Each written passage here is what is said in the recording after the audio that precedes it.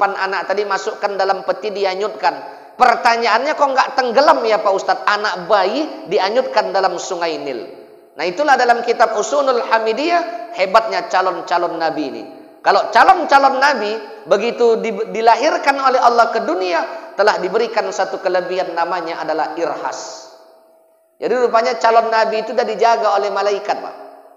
Makanya waktu bayi Musa dianyutkan dalam kotak itu, alhamdulillah, itu nggak tenggelam tuh, petinya nggak tenggelam, nggak anyut, udah disetting oleh Allah Subhanahu Wa Taala. Kemarin ada juga orang tua mungkin nyontoh maknya Musa, begitu anaknya lahir dianyutkan di sungai Pak. Begitu anyut ditangkap sama polisi 4 tahun. Ini nyontoh Musa juga, cuman salah dia Pak Ustadz nyontoh Nabi Musa. Nah begitu dianyutkan bayi Musa tadi, apa yang terjadi? Diambillah oleh istri Fir'aun, dibawa dalam lingkungan istana. Begitu sampai dalam lingkungan istana, Fir'aun marah. Tapi walaupun Fir'aun sekejam-kejamnya Fir'aun, masih ada juga nilai baik yang dilakukannya. Ya sudahlah katanya, kalau memang itu maumu, kata ngomong kepada istrinya, udah kita besarkan anak di dalam lingkungan. Assalamualaikum warahmatullahi wabarakatuh.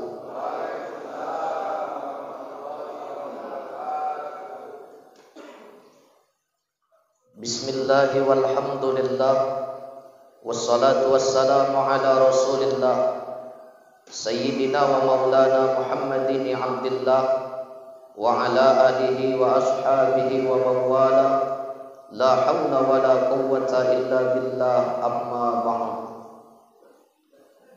Yang saya muliakan para alim ulama, tuan-tuan guru, tokoh agama, cerdik pandai, Bapak Ibu orang tua kami yang berhadir dalam kesempatan ini. Kemudian yang terhormat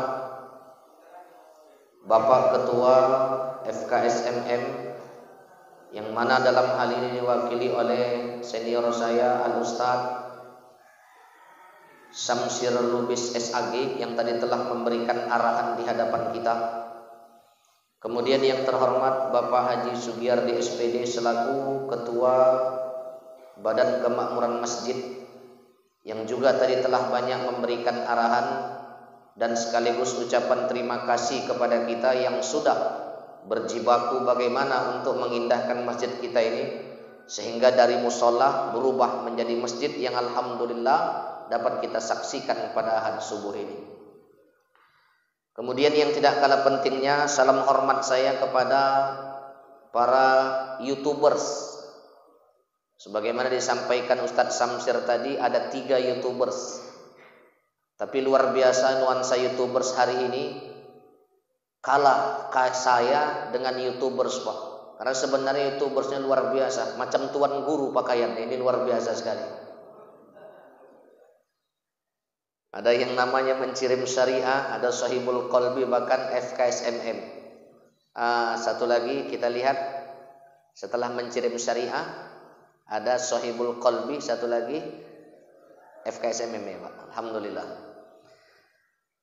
Bapak Ibu yang kami muliakan, pada ahad subuh ini sebagaimana kegiatan rutin kita mengadakan gerilya pengajian. Nah, sebagaimana kita maklum, hari ini keistimewaan buat kita yang cukup luar biasa. Salam hormat saya kepada Bapak Kepala Desa Pak. Bapak Kepala Desa Semencirim, Kecamatan Kutalim Baru, yang walaupun beliau masih muda, tapi Allah berikan sebuah amanah untuk memimpin sebuah desa. Mudah-mudahan dengan kepemimpinan beliau, desa kita ini dapat jauh lebih baik lagi, jauh lebih maju lagi, jauh lebih syariah lagi. Amin ya rabbal alamin. Bapak Ibu yang kami muliakan, kajian kita pada ahad subuh ini saya hanya ingin menyampaikan 4 hal saja. Mudah-mudahan yang 4 hal ini dapat kita cerna bersama. Karena hari ini sebenarnya saya menyampaikan bukan untuk mengajarin, tapi hanya untuk mengingatkan saja Pak. Karena saya yakin hari ini banyak para asatis yang berhadir. Kalau kita baca di dalam Al-Quran surah Al-Jin ayat 16, itu Allah katakan wa allaw istaqamu ala tariqati la asqainahum ma'an ghadaqa. Kata Allah,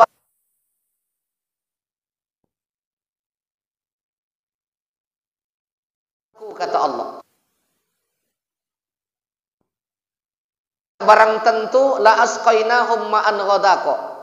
Allah itu akan limpahkan rahmat dengan tiada habis-habisnya. Orang yang istiqomah itu tidak akan terputus daripada rahmat Allah. Orang yang istiqomah itu tidak akan terputus daripada pertolongan Allah. Bahkan orang yang istiqomah itu tidak akan luput daripada pandangan Allah. Tetapi kan untuk istiqomah ini tidak semudah membalikkan telapak tangan. Yang namanya istiqomah itu kan orang yang berpegang teguh, Pak. Yang namanya istiqomah itu kan orang yang betul-betul tegak lurus. Mereng ke kanan enggak, mereng ke kiri enggak, tegak lurus. Lah kalau udah miring ke kanan, udah bukan istiqomah lagi. Apalagi miring kanan, miring kiri, ikut angin sepoi-sepoi, memang udah enggak istiqomah sama sekali. Tapi orang yang istiqomah itu betul-betul tegak lurus berpegang teguh di jalan Allah. Nah, orang yang istiqomah inilah kata Allah yang akan mendapatkan kebahagiaan di dalam hidup. Karena kan tujuan kita hidup di atas dunia ini kan ingin mendapatkan kebahagiaan. Siapa sebenarnya orang yang bahagia ini?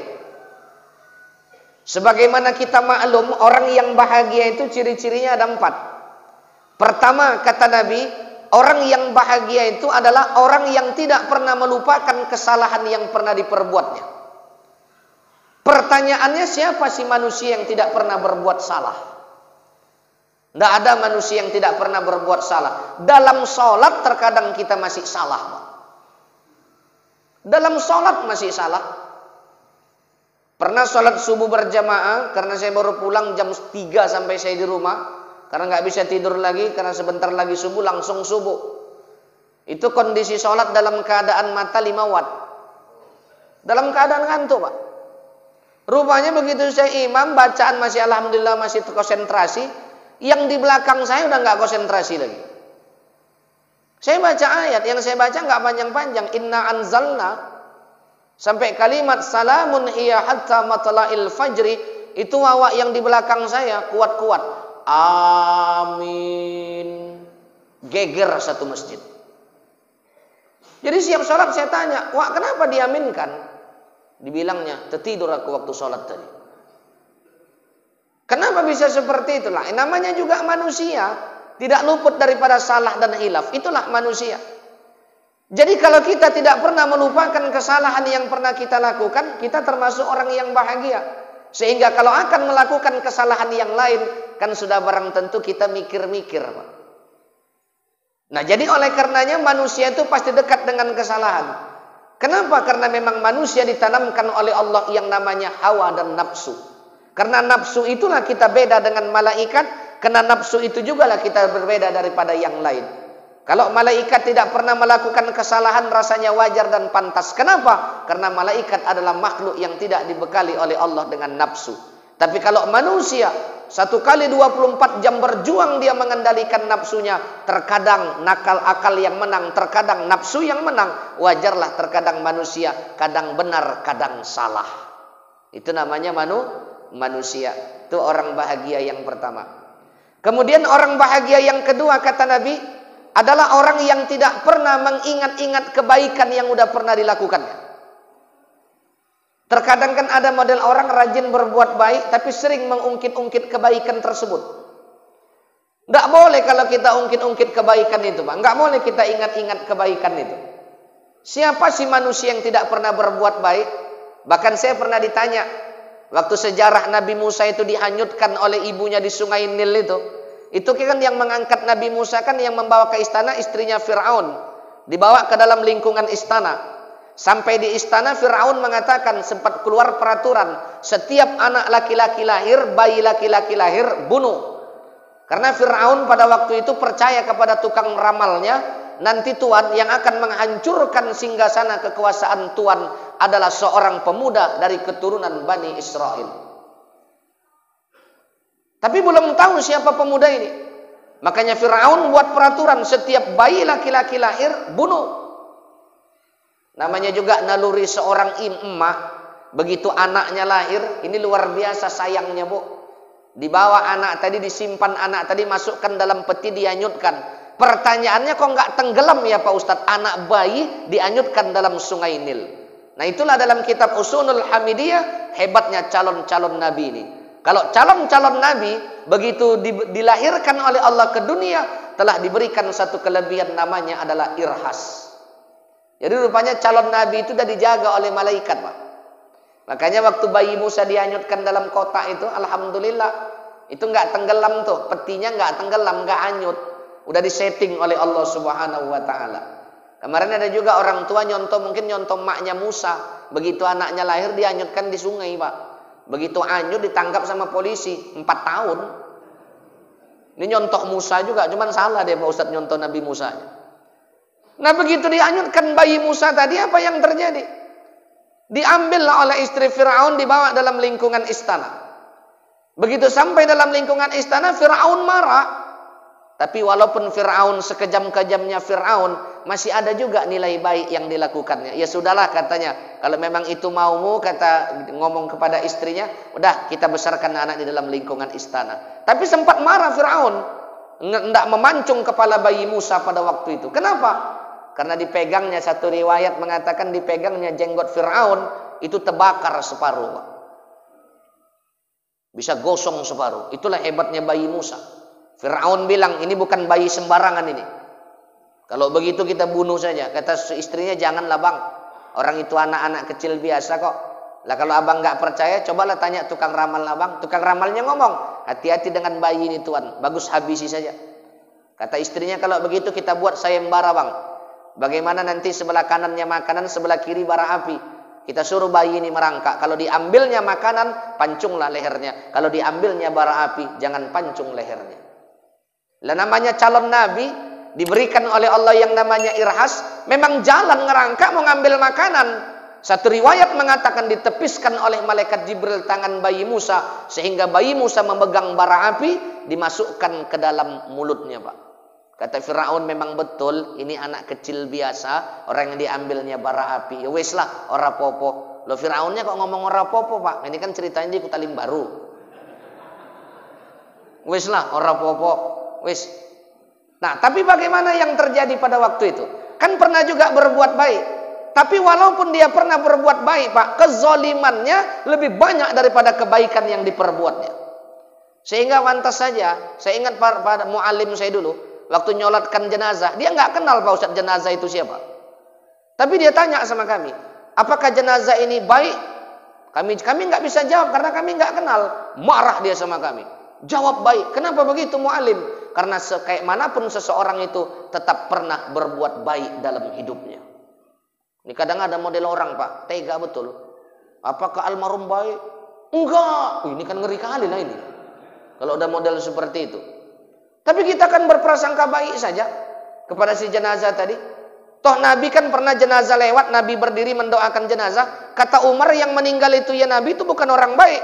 Nabi tetap mendoakan jenazah yang lewat tadi. Maknanya apa? Kita tuh berprasangka baik, apalagi sesama saudara seiman dan seakidah. Kita harus senantiasa berprasangka baik. Kemarin muncul satu macam apalah pernyataan. Pak, katanya Turki kan bagus Pak, kok kena gempa juga. Loh, jangankan Turki. Di zaman Nabi Lut bagaimana kaum Sodom itu dibalikkan oleh Allah negerinya. Kalau 7,8 skala Richter belum apa-apa. Umat Nabi Lut dibalikkan oleh Allah negeri itu. Jangankan yang 7,8 skala Richter. Lah manusia yang hidup itu kan pasti diberikan cobaan. Nggak ada kita hidup nih nggak dicoba Pak. Tadi waktu Ustadz mengumumkan, kita ke Masjid Agung Lubuk Pakam dengan biaya 55.000, nunduk semua Pak Ustadz. Itu kan cobaan juga itu. Mak bayar ya. Itu cobaan juga itu Bang. Jadi luar biasa ini. Ngaji, bayar gitu. Itu cobaan juga. Jadi orang hidup itu nggak ada yang nggak dicoba, Pak Simin. Pasti dicoba oleh Allah Ta'ala. Pasti dicoba. Kenapa? Karena para nabi dan rasul saja diberikan cobaan. Hanya saja kalau orangnya beriman, orangnya taat, diberikan cobaan di dalam hidupnya, itu namanya ujian. Agar apa? Agar dia bisa lebih memperkuat keimanannya. Lah, kalau udah lulus daripada ujian tersebut, berarti termasuk orang-orang yang berhasil. Nggak ada kita nggak diberikan ujian. 4 bulan yang lalu saya dapat undangan ke Pulau Banyak Barat, Kabupaten Aceh Singkil. Dari rumah saya berangkat sampai di Subuh Salam jam 3 pagi Pak Ustaz. Istirahat sebentar, mata saya ngantuk karena yang bak mobil udah nggak tahan. Kami tidur. Begitu tidur mata ngantuk, datang BKM-nya, disepak kami Pak. Bangun katanya. Dalam hatiku, ya Allah, kenapa Pak? Apalah salahnya kami tidur sebentar? Nggak bisa. Masjid bukan tempat tidur. Dalam hatiku mungkin BKM-nya ini mantan manajer ini Pak. Iya, kejam kali memang dah. Ku bilang istirahat sebentar Pak, aku mau ke Singkil Pak. Turun Pak Ustaz 2 jam ke bawah itu. Tidak bisa, pergi kalian. Pergilah kami. Udahlah, nggak apa-apa lah, kita ngalah aja.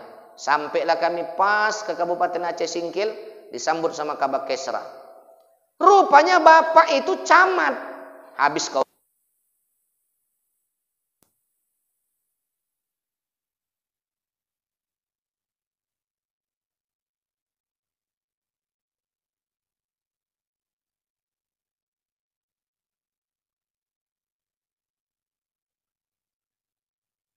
Jangan, aku bilang kasihan, dia nggak tahu tadi itu.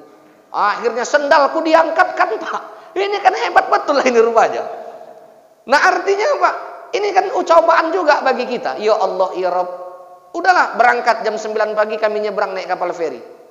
Itu 4 jam di tengah Samudra India Pak. Karena ferinya besar, itu pun goyang juga. Sampailah ke Pulau Banyak. Dari Pulau Banyak ke Pulau Banyak Barat 2,5 jam naik kapal kayu. Jadi kata pas di tengah jalan tuh Bang Jul, disampaikanlah sama kapten kapal, Ustadz pakai pelampung. Orang ombaknya setinggi rumah Pak Haji. Risiko dakwah itu, ialah orang tebal. Apanya cerita tebal? Bukan tebalnya yang sekarang, tapi dakwah itu tersampai. Makanya saya kadang heran Pak, kalau penceramah itu pakai budget. Nggak bisa penceramah itu pakai budget, itu kan syiar. Ya sampaikan saja. Nah kalau nggak dikasih kan memang kelewat, kan gitu aja. Jauh, tapi kan nggak mesti pakai budget toh. Bapak iso ceramah, Pak iso piro. Nah ini yang jadi fitnah Pak. Ya silakan aja aku sampaikan dalam YouTube ini, mudah-mudahan viral. Nggak bisa pakai budget itu. Yang disampaikannya, yang Ustadz Samsir sampaikan dengan yang saya sampaikan sama dari Quran juga. Kenapa lah mesti pakai budget? Mesti kalau nggak pesawat yang ono nggak bisa datang. Mesti kalau nggak dijemput pakai mobil yang ini nggak bisa turun. Apakah seperti itu? Ya dalam dakwah itu biasa saja. Berapa dikasih, alhamdulillah. Orang kadang ada juga yang thank you kok. Nggak apa-apa, macam mana lagi? Nah inilah terkadang Pak, fitnah dalam dakwah itu yang terjadi. Makanya saya bersyukur ada FKSMM ini. Bagaimana Ustadz? Ini menyadarkan kita. Kalau desa kita nih Pak Kades, kalau kecamatan kita nih, luar biasa lah syiarnya. Tadi aja diumumkan Ustadz Samsir 2 Isra Mi'raj pagi-pagi Pak. Pagi dah 2 Isra Mi'raj. Kapan ibu masaknya? Inilah luar biasanya syiar di desa kita ini. Nah jadi begitunya berangkat kapten kapalnya Ustadz pakai pelampung. Baik. Kenapa? Saya bilang. Ini ngeri Pak Ustadz ombaknya. Setinggi rumah Pak. Di depan ombak, di belakang ombak, kiri kanan ombak. Saya bilang putar balik aja dah. Dia bilang kalau putar balik kita pasti terbalik Ustadz. Saya tengok KTP Pak, udah dilaminating. Kalaupun tenggelam apa boleh buat lah. Karena di sebelah kapal kami itu Ustadz Samsir, itu lumba-lumba Pak Ustadz. Orang Samudra India udah. Kapal-kapal dari Australia juga lewat. Kami pakai kapal kayu. Cuman satu doaku, ya Allah. Kalaupun harus berakhir sini apa boleh buat lah ya Allah. Mudah-mudahan syahid untukku. Itu saja. 2,5 jam begini Pak. Kawanku alhamdulillah dah. Dari mulai 2,5 jam muntah terus kuning mukanya itu. Nggak ditengoknya lagi sudah. Tapi memang resikonya begitu. Sampailah ke dermaga itu Pak. Hilang rasa lelah itu. Rupanya bagaimana semangatnya, antusiasnya saudara-saudara kita di pulau itu dalam menghidupkan syiar Islam itu. Nah sama kayak kita. Hilang rasa lelah tadi Pak. Di dermaga itu ya Allah ya Rabb luar biasa. Kami ditebari bunga Pak waktu dimarhabankan waktu sampai ke dermaga itu. Hilang rasa kesal tadi itu. Nggak terpikir lagi besok mau pulang ombaknya sekuat itu dah. Nah artinya bagaimana? Kalau tidak kita sapa saudara-saudara kita di sana, kayak mana lagi mereka akan mengenal kita?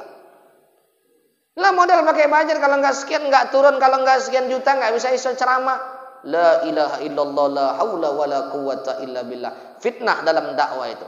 Berarti apa? Dia ingkari bagaimana kaidah dakwah itu sendiri. Ya sampaikan saja. Jemaah juga paham kok. Nah artinya bagaimana Pak Ustadz? Tuh kalau kita berbuat baik, jangan pernah ungkit-ungkit kebaikan yang udah pernah kita lakukan. Kan itu dipraktekkan oleh Fir'aun.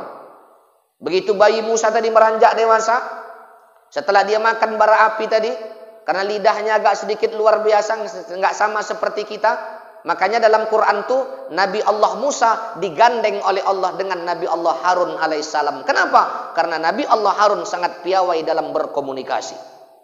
Karena Nabi Allah Musa itu Pak agak begitu menyampaikan kata-katanya. Kenapa? Sempat menelan bara api. Sehingga wajar kan doa Nabi Allah Musa kalau sebelum berbicara berdakwah, Rabbishrah li sadri wa yassir li amri wahlul 'uqdatam min lisani yafqahu qawli. Itu kan doa Nabi Allah Musa dalam Quran. Rabbishrah li sadri, ya Allah lapangkan dadaku. Kalau dada udah lapang, enggak ada masalah yang kita anggap berat. Kita kan masih punya Allah. Kita masih punya Allah. Kalau dada kita udah lapang. Bagaimana saudara kita yang di Turki sekarang Pak? Yang luar biasa porak-poranda diuji oleh Allah Subhanahu wa taala. Kalau dadanya lapang, ya namanya musibah datang kita bisa bilang apa? Cuman satu yang kita ucapkan, allazina iza asabathum musibah qalu inna lillahi wa inna ilaihi rajiun. Kan itu yang kita ucapkan. Kalimat inna lillahi itu kan luas, bukan hanya yang meninggal dunia saja. Bahkan orang yang sakit juga innalillahi. Tapi kalau kita ucapkan itu di Semen Cirem nih, marah orang sama kita. Wawa itu sakit, innalillahi wa inna. Lu belum meninggal. Padahal kena musibahnya, dia kan sakit. Kita itu kan luar biasa dituntut dalam Islam ini. Salah satunya kita dituntut dalam Islam ini apa? Wa iyadatul marid, menjenguk orang sakit. Apalagi ustadz kita tadi juga dalam keadaan sakit. Kita jenguk itu Pak. Besar kali berkah menjenguk orang sakit itu. Sama seperti orang yang mengerjakan sholat sunat 1000 rakaat. Mungkin kita belum pernah mengerjakan sholat sunat 1000 rakaat, tapi dengan menjenguk orang sakit keberkahannya sama. Tapi terkadang kalau jenguk orang sakit Bapak Ibu, ya Allah tega. Masih terosok Wak. Lo kata Wawa itu yang enggak, orang kau datang enggak ada apa-apa yang terosok. Ini kadang nengok orang sakit terlalu jujur. Begitu pulang, yang sakit bertambah parah. Itu nggak bisa begitu. Ya jenguk orang sakit, jenguk saja. Ya, kadang doanya enggak. Sehat-sehat ya Wak. Kalaupun nggak sehat Wawa, kalau ada utang dibayar Wak. Aku kesalahanku sama Wawa udah aku mohon dimaafkan. Kesalahan Wawa sama aku udah aku maafkan kok Wak. Loh kau kok ngomongnya kayak gitu? Karena tak tengok dari ini kelopak mata Wawa udah hitam Wak. Oh tanda-tandanya gitu? Iya, karena mendiang Wawa dulu sama kayak Wawa sakitnya. Rumah sakitnya pun ini juga Wak. Kamarnya sebelah. Berapa lama Wawa? Nggak sampai seminggu. Wawa udah berapa hari? 5. Oh berarti 2 hari lagi Wak. Begitu kita pulang, game Wawa itu Wak. Nah itu jangan sampai begitu. Itu menjenguk orang sakit. Nah akhirnya bagaimana? Begitu tadi Nabi Allah Musa minta kepada Allah lapangkan dadanya. Kenapa Nabi Allah Musa minta lapangkan dadanya waktu berdoa? Karena yang mau dihadapi dalam dakwah itu adalah orang tua angkatnya siapa? Fir'aun. Bukan enak. Mungkin kalau kami penceramah ini mendakwai orang lain masih enak Pak. Tapi mendakwai istri sendiri, mendakwai anak sendiri, mendakwai keluarga sendiri, nggak semudah membalikkan telapak tangan kita. Iya Pak. Sholat ngopo Mak? Diam. Yang penting makanan bapak tak masakkan. Begitu kita suruh-suruh sholat, besok sangenya kosong Pak. Nah itu kan agak berat tantangan itu. Tapi kalau kita mendakwai orang lain mungkin agak terasa enak. Itulah tantangan kami para dai ini. Ya mudah-mudahanlah kami para dai ini, senior-senior saya yang hadir dalam kesempatan ini, besok kalau ditanya oleh Allah di akhirat, mudah-mudahan yang pertama masuk surga dah. Mau surga yang mana urusan nanti, yang penting masuk dulu. Kayaknya Abu Nawas itu kalau meminta kepada Allah, ya Allah aku tak pantas ke surgamu, namun aku tak sanggup ke nerakamu. Itu doa yang luar biasa. Ini kan terkadang doanya lain, ya Allah ya Tuhan, ketemukan aku dengan suamiku, kata si ibu. Suaminya berdoa, ya Allah ya Tuhan, jangan ketemukan aku dengan istriku lagi, nggak sanggup aku dah. Ya, kalau begitu doanya kapan ketemu? Makanya Ustadz saya sampai sekarang masih pusing nyarikan dalilnya, ketemu nggak kita dengan pasangan kita di akhirat? Entah saya yang kurang baca, wallahu a'lam lah. Saya masih menyarikan dalilnya Pak. Karena banyak jemaah yang nanya, aku ketemu nggak dengan suamiku Pak Ustaz? Lah kalau kita baca dalam Quran apa yang ketemu? Dalam surah Abbas ayat 34 sampai 36. Yauma yafirrul mar'u min akhihi, kata Allah, pada hari itu manusia akan lari meninggalkan saudara-saudaranya, wa ummihi wa abihi, ibunya dan ayahnya, wa sahibatihi wa banihi, istrinya dan anak-anaknya. Kenapa? Likulli imri'in minhum yawma idzin sya'nu yughni, karena mereka akan sibuk memikirkan urusannya masing-masing. Jadi kalau ketemu tuh kayaknya agak tipis harapan. Pak, ketemu nggak aku dengan pasanganku? Kayaknya agak berat. Kenapa? Kalau kita baca dalam ayat itu, disitulah walana a'maluna walakum ma'malukum. Amal kamu ya untuk kamu, amal saya untuk saya. Di dunia inilah masanya bagaimana kita memperkuat ukhuwah, memperkuat silaturahmi. Dengan wadah apa? Dengan wadah FKSMM ini. Makanya ini luar biasa siarnya di FKSMM ini, Pak. Keliling saya 34 kabupaten kota. Saya rasa banyak udah tahu orang dengan FKSMM ini. Saya ceramah kemarin tuh kemana Pak Ustadz, sebelum ke Aceh Singkil itu, di daerah berangkat ke Baligi. Saya bilang, Bapak dapat nomor saya dari mana? Dari channel YouTube FKSMM. Terima kasih aku sama FKSMM. Begitu Pak Ustadz. Bapak tahu saya dari mana? Dari channel Mencirim Syariah. Kan luar biasa berarti dilihat orang channel kita ini. Ini luar biasa. Berarti YouTubers yang luar biasa pagi ini. Hebat betul jasa YouTubers ini. Mudah-mudahan nanti di surga juga YouTubers bisa masuk duluan. Loh ya iya. Loh yang mengenalkan Pak Ustadz kan melalui media aku. Kan gitu toh. Nah ini. Jadi wajar kalau Nabi Allah Musa tadi mohon kepada Allah, lapangkan dadaku ya Allah. Wa yassirli amri. Ya Allah, permudah urusanku ya Allah. Kalau Allah udah mempermudah urusan kita, nggak ada urusan nggak beres. Saya mohon maaf Pak. Saya bukan menyalahkan siapa-siapa, saya nggak mau. Itu urusan yang berwenang-berwenang saja dah. Tapi coba lihat adilnya Allah Subhanahu wa ta'ala. Siapa yang memikul, siapa yang berbuat, kan dia yang memikul Pak. Siapa yang menuaikan, dia yang menanam. Itu waktu itu yang kita tengok sidangnya nggak habis-habis, yang sekarang dari vonis mati itu kan. Tengok itu kan kuasa Allah semuanya Pak. Kita nggak bisa bilang apa-apa. Ada yang dihukum 20 tahun, ada yang divonis mati oleh Dewan Hakim, ya kan? Oleh hakim. Lah itu kan hak-hak mereka saja. Tapi kan jelas kata Allah itu, siapa yang berbuat dia yang bertanggung jawab. Baik dibalas baik, buruk dibalas buruk. Saya nggak mau tahu siapa yang benar siapa salah, nggak kapling kita. Yang terpenting itulah yang kita saksikan dari media, Pak. Nah ini. Jadi kita minta kepada Allah mudahkan urusan kita. Jangan dipersulit oleh Allah urusan kita. Kalau udah dimudahkan oleh Allah urusan kita, aman kita dalam menjalani hidup ini.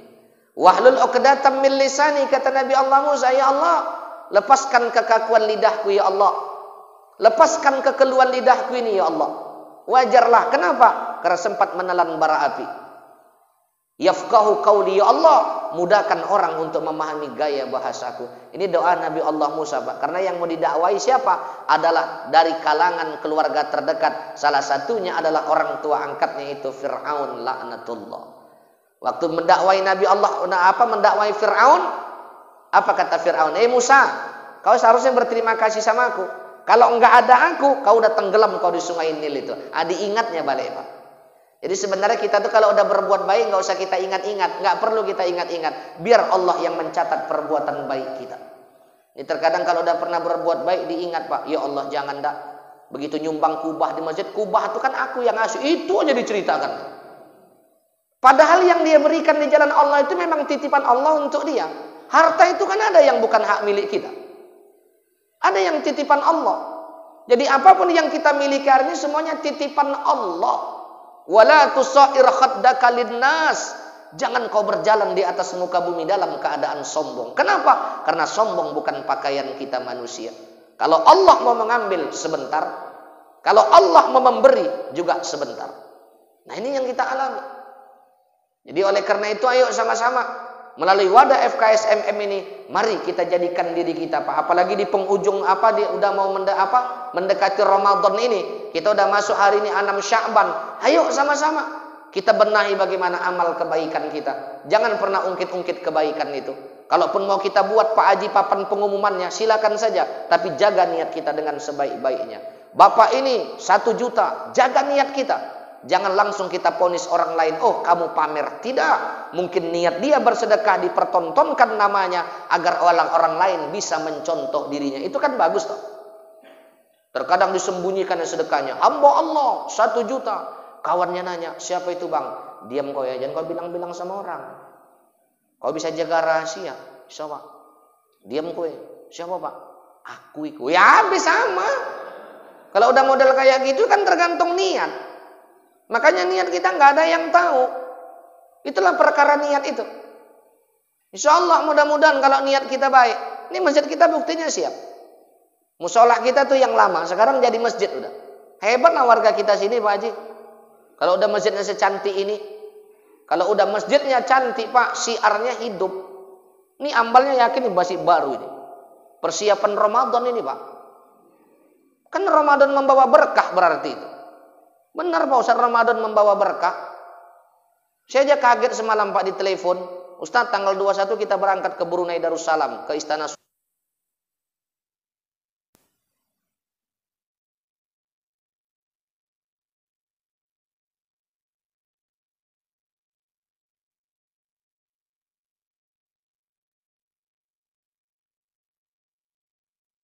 Mudah-mudahan kalau aku nanti ke sana bisa Ustaz Samsir ku bawa.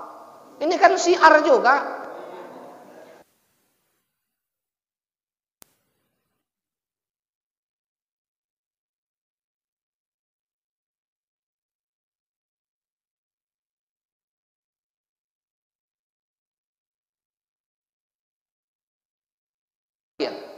Itulah kalau Allah ingin memakmurkan satu negeri itu. Tapi walaupun kita di Indonesia, kita bangga juga jadi orang Indonesia. Siapa bilang FKSMM nggak bangga jadi warga Indonesia? Setiap ceramah ada merah putih di hadapan kita. Iya. Jadi jangan dibilang FKSMM itu anti apa, tidak. Jelas YouTubernya pakai bendera merah putih. Kan satu kebanggaan kita ini Pak. Bendera merah putih kita pampangkan di sini. Lah, yang namanya ini kan menebusnya dengan darah ini Pak. Menebusnya dengan nyawa. Bukan sembarangan kita menebus kemerdekaan itu dah.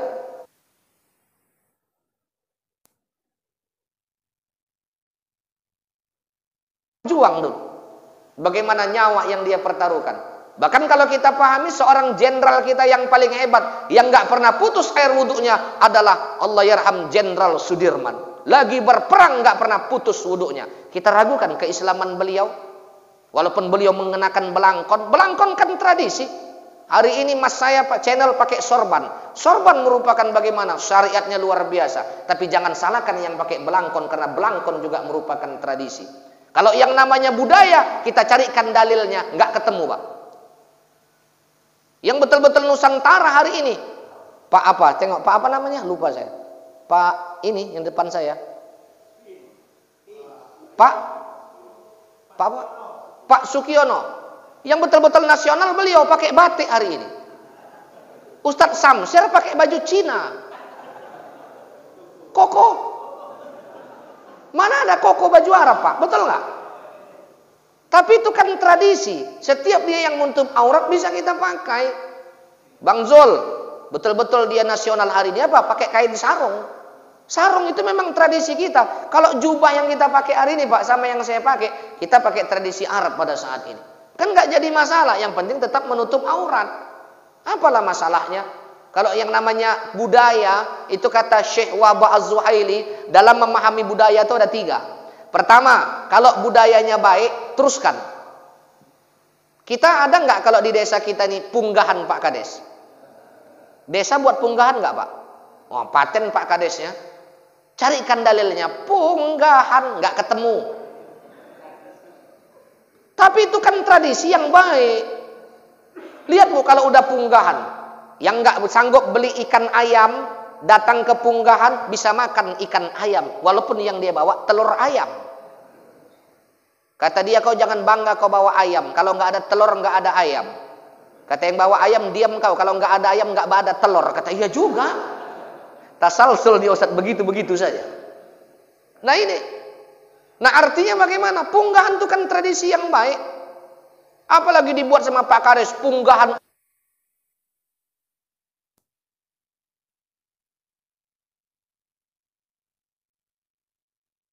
itu Pak. Orang udah makan semuanya kita. Itu punggahan, orang makan bersama. Sama saya kasih contoh. Kemarin saya datang Pak, kawan-kawan. Pak Ustadz, apa menurut Pak Ustadz itu punggahan? Ya bagus, orang tradisi kok.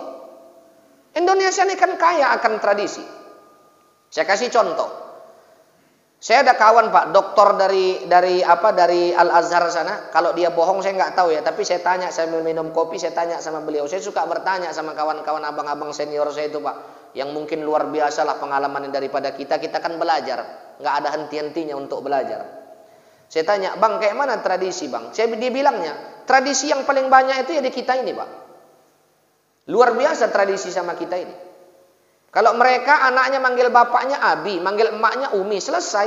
Lah kalau kita di Kutalim Baru, ada yang manggil mamanya apa? Simbo, ada. Ada Mae, ada Pae, itu kan kita.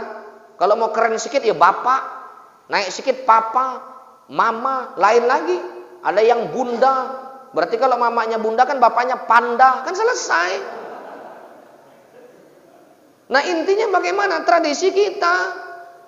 Jadi memang kaya akan tradisi.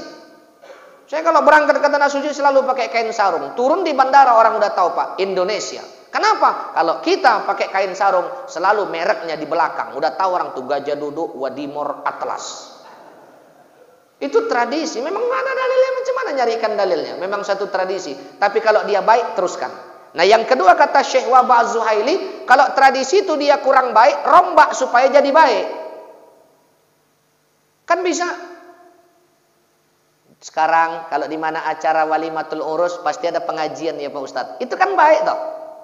Apa salahnya dia ada ceramah waktu acara perkawinan? Didengar nggak didengar sama pengantinnya, yang penting sampaikan dulu. Masalah didengar nggak kapling kita itu. Terkadang kita nih pusing nggak yang bukan kapling kita campuri. Kira-kira sholat subuhku tadi diterima nggak yo? Kan bukan kajian kita itu Pak. Kobul nggak kobulnya nggak urusan kita. Urusan kita sah atau tidak, beres. Kalau cerita kobul nggak kobul, tahunya dari mana? Sholatku kayaknya nggak terangkat. Dari mana pula waktu tahu? Yang penting sah rukunnya, cukup rukunnya, sempurna syaratnya, ikhlas hati kita, kobul lah itu. Kan gampang, jangan dipersulit. Ustadz saya Pak. Ustadz tadi mendoakan almarhum Pak Haji itu. Iyalah, beliau orang baik, apa salahnya kita doakan? Ustadz tahu dah Ustadz sampai nggak sampai? Ku bilang sampai doaku. Kenapa? Nggak ada ojek online ngantarnya pulang lagi. Ku bilang dah. Ini kan yang bukan kapling kita urusi Pak. Nggak usah jauh-jauh. Rezeki yang mana? Hari ini sama aku teh manis sama aqua. Belum tentu teh ini rezekiku Pak Haji. Ya kalau sempat ku minum. Kue jauh kali pun orang nggak naik-naik dari tadi di atas, bawah saja. Nah itu rezeki. Jadi kita nggak usah pusing di situ. Nah jadi oleh karena itu bagaimana rupanya Pak Ustadz? Yuk sama-sama menyongsong Ramadan nih. Kita ingat, seringlah berbuat baik, tapi jangan sering kita ingat, jangan pernah kita ingat-ingat dan ungkit kebaikan kita itu. Baru yang ketiga, orang yang bahagia yang mana? Kalau untuk urusan akhirat selalu di depan. Untuk urusan akhirat selalu di atas. Saya acukan jempol untuk bapak-bapak orang-orang tua kami, terutama untuk para YouTubers. Subuh lagi udah bangun Pak. Apa enggak perjuangan kita Ustadz FKSMM ini? Tadi malam saya pulang Pak. Dari Kuala Simpang sampai rumah jam 3:30. Kan nggak mungkin tidur lagi toh. Ada kata Ustadz Endro, kita FKSMM boleh di masjid yang mana? Yang pertama Pak Ustadz datang dulu, sekarang udah cantik masjidnya. Semangat awak Pak. Sampai kemari, ya Allah, ya Rob. Tadi jumpa Pak Simin kami sholat subuh. Yang mana pengajiannya Pak? Kata Bapak itu terus belok kanan, turunan, belok kiri, terus lagi jumpa masjid. Mak panjang juga perjalanan ini gue bilang kan. Tapi alhamdulillah semangat kita luar biasa. Ini kan potret bagi kita. Paling tidak dengan adanya FKSMM ini syiar kita untuk akhirat. Syiar kita Pak untuk akhirat. Mungkin Ustaz, sholatku masih ada yang kurang. Mungkin puasaku masih ada yang kurang. Tapi dengan hadirnya aku di majelis taklim seperti ini, majelis ilmu seperti ini, inilah mungkin jadi senjataku di hadapan Allah Ta'ala. Kan alhamdulillah.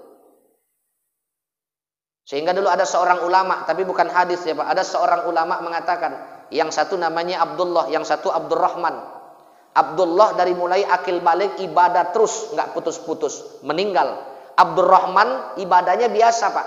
Yang wajib, yang sunnah, tapi di mana majelis pengajian, majelis ilmu selalu hadir.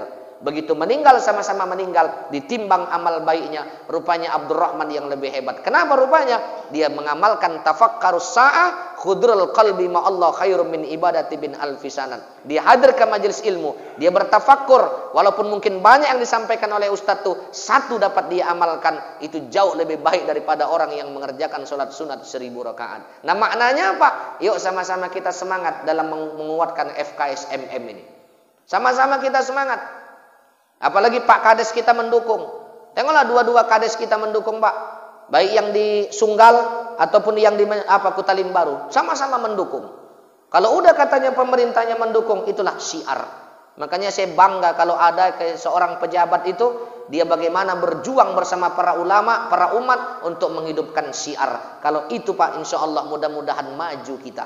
Karena Islam juga dulu bisa maju. Siapa sahabat Nabi, Pak? Abu Bakar, orang yang paling berpengaruh. Siapa? Umar, orang yang paling disegani. Siapa? Utsman, orang yang paling juga berpengaruh. Siapa lagi yang terakhir? Ali bin Abi Thalib, anak muda yang cerdas.